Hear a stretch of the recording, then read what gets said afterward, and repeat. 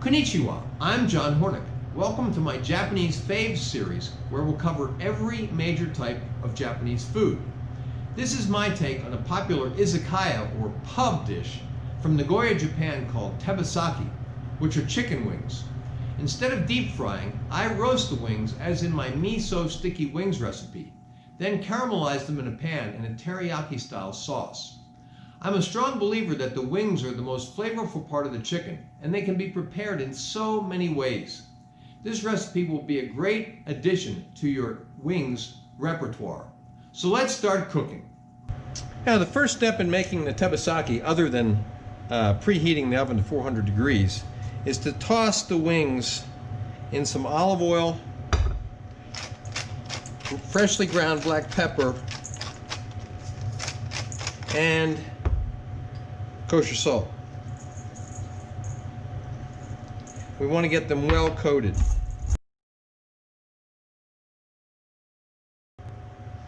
Okay, now we want to roast them, and I want to do the first part of the roasting presentation side up. That means that's the side that you want to look the best. Now, wings are often thrown in a bowl, and there's no real presentation side, but one side of these is going to get more time in the oven than the other side. Now we have the pieces. I'm putting them on a rack. I sprayed the rack with cooking spray and sprayed the pan with cooking spray too. You may want to foil it. I don't use much foil. I try to keep my carbon footprint smaller by not using much foil. It's one of the ways, at least.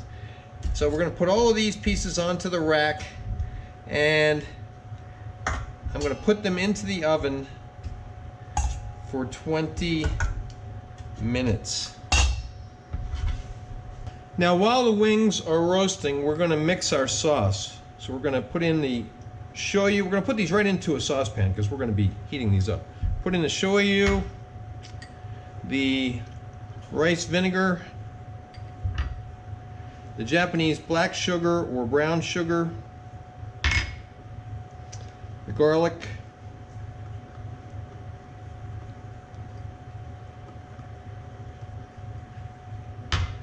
the ginger, and the Japanese fish sauce. All right? Now we're going to mix those up well.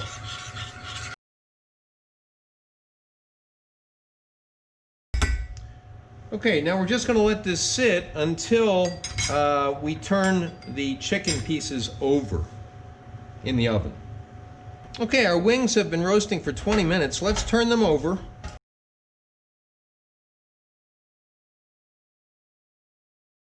All right, now we're going to put these back into the oven for 15 more minutes. Then we're going to check them at that point.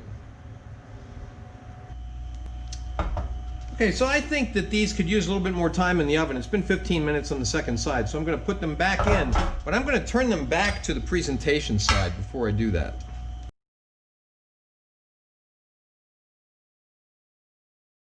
Okay, back into the oven for 5 more minutes.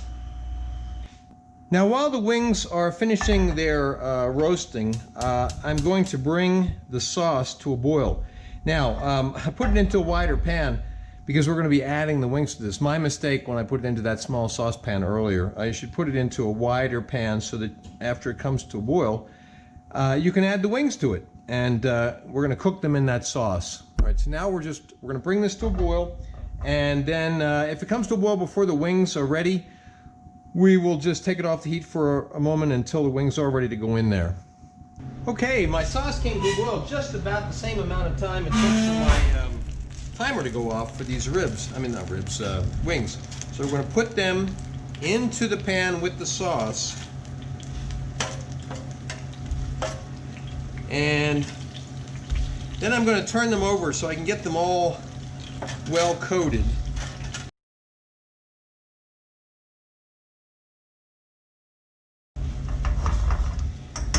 Now we're going to cook those and let the sauce reduce and kind of caramelize, and I'm going to turn the wings in it so they get well coated and they get well caramelized. But I'm going to turn down the heat a little bit because it's cooking a little bit too fast. I don't want the liquid to cook off before the wings get well coated with it.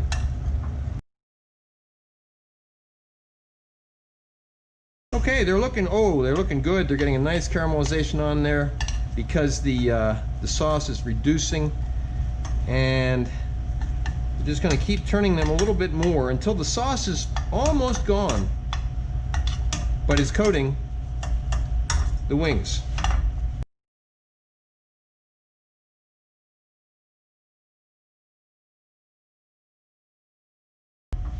Okay, they look beautifully coated, beautifully caramelized. Look at that. Okay, now it's time to plate up. Okay, let's just plate them up. We're just going to mound them on our serving platter, and guests are going to be able to just take what they want, the piece that they like.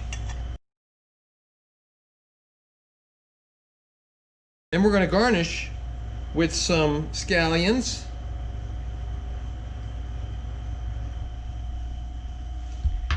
and some sesame seeds.